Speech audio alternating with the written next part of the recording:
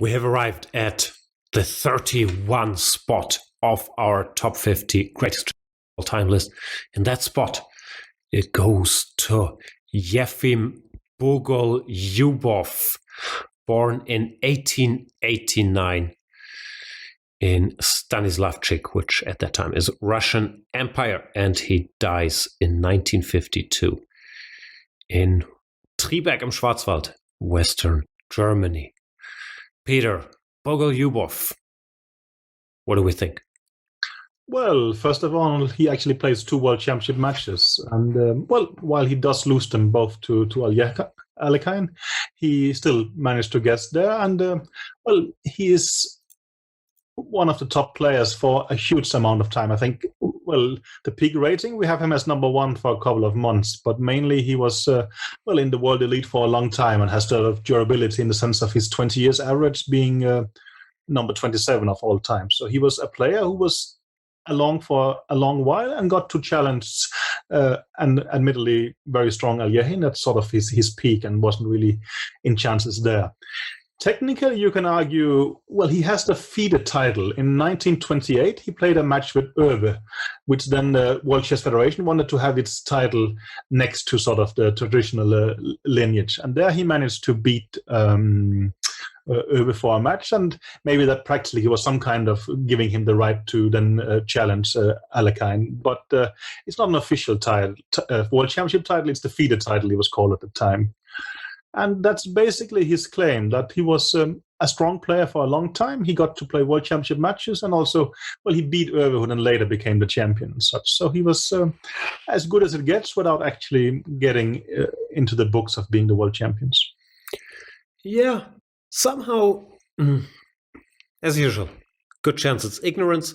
Somehow I had not, in my head, he's not a super strong player, which is probably wrong because of he made it to 2 World Championship matches.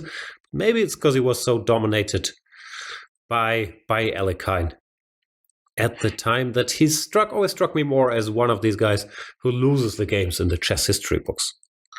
To some extent, and that was also my impression. I think that's a bit diminishing him in that sense. And also, we consider Alyehin from one of the sort of greatest champions of the time. We will debate that later, obviously, and such. But he's hitting him into his peak, right? And despite that, he managed to do quite well and do everything except actually beating him.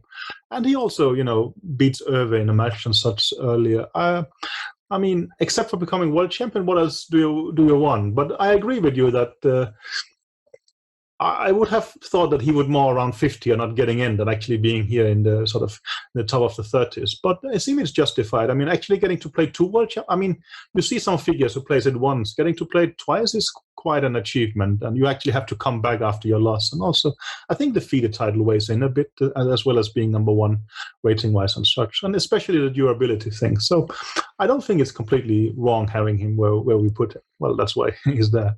Yeah, and the successes are there as well. It seems like he wins Moscow 1925 ahead of Lasker and Capablanca and so on. Okay, this is old Lasker, but still, he has victories ahead of Akiba Rubinstein. So clearly he was good. Maybe just got a rough deal in the chess literature. Well, I don't know. Also, we spoke about it. Do we have a strange bias with him because we don't really like the Bogo Indian, or is that just weird? Maybe if he had his name on a better opening than the Bogo. Well, like Nimzo Indian, we just think is much higher in respect of, right? I mean, simply, it seems a bit bad luck that they just decided to name this one after him, right? I mean, it's not a bad move, but yes, no, it's not a bad move either. But it's just, it gets, it seems as a bit sort of suboptimal and a bit too boring and such. And I have no idea if that really reflects his style in that sense. So I think he's there, and you can debate the space. But I mean, no, I think it's okay. He has the 2 matches. He has the tournament victories. So yeah, he does belong. I'm just wrestling with the perception I had in my head, not matching the results. This game is against Max Oewe, whom he crushes nicely. Yeah, and this is from the 1928 FIDE match, right? So, I mean, Well, in this game at least, but also in the match, he just looks like the stronger player than Ove, right? Also, what are you doing, Ove? Like, you give up the center and for nothing, no? Like DC, BC. One or two tempi, but generally, yeah, it's.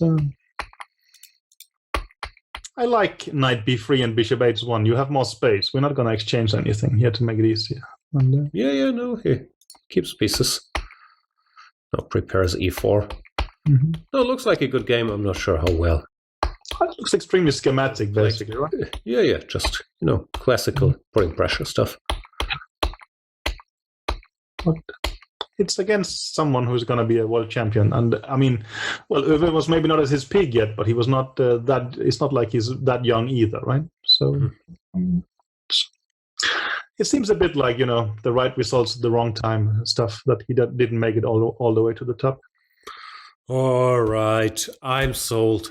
Efim Bogoljubov gets the 31 spot. This is also a very short video, see? We don't like Bogoljubov.